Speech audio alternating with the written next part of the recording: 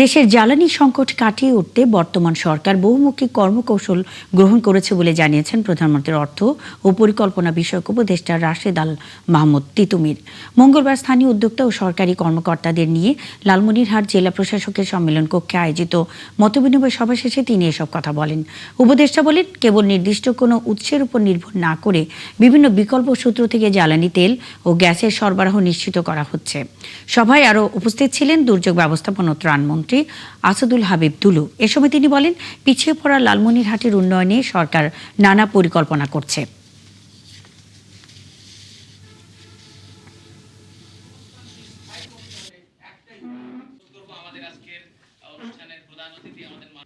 বাংলাদেশ জাতীয়তাবাদী দলের যারা মৎস্য চাষী তাদের মান কিন্তু অনেক বেশি আছে। তা হয়েছে উত্তরাধিকার সূত্রে, কিন্তু সংকট দাগ কিন্তু আমাদের এখনো মোছেনি এবং সেই তলাবিহীন ঝুড়িতে একটা অনেকগুলো ফসল নিঃসন্দেহে আপনাদেরও হয়েছে।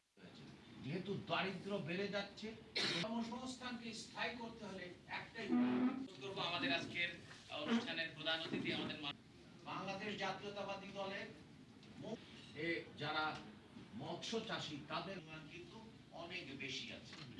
তা হয়েছে উত্তরাধিকার সূত্রে, কিন্তু সংকট দাগ কিন্তু আমাদের এখনো মোছেনি এবং সেই তলাবিহীন ঝুড়িতে একটা অনেকগুলো ফসল নিঃসন্দেহে আপনাদেরও হয়েছে।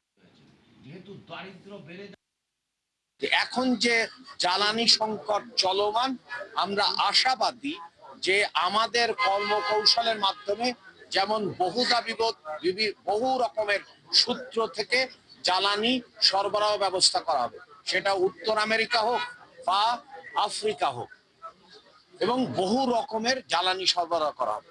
ইতিমধ্যেই অর্থায়ন নিশ্চিত করা হয়েছে। কিভাবে এই এলাকায় কর্মসংস্থান সৃষ্টি করা যায়, শিল্প কারখানা করা যায়, সেই ব্যাপারে বিভিন্ন বিভাগের মতামত নেওয়া আছে, রাজনৈতিক সমাজকর্মীদের মতামত নেওয়া হয়েছে এবং আগামী দিনে আগামী বাজেটে এই এলাকাটাকে কিভাবে বেশি বেশি সুযোগ সৃষ্টি করা যায় এই বিষয়গুলো আলোচনা হয়েছে।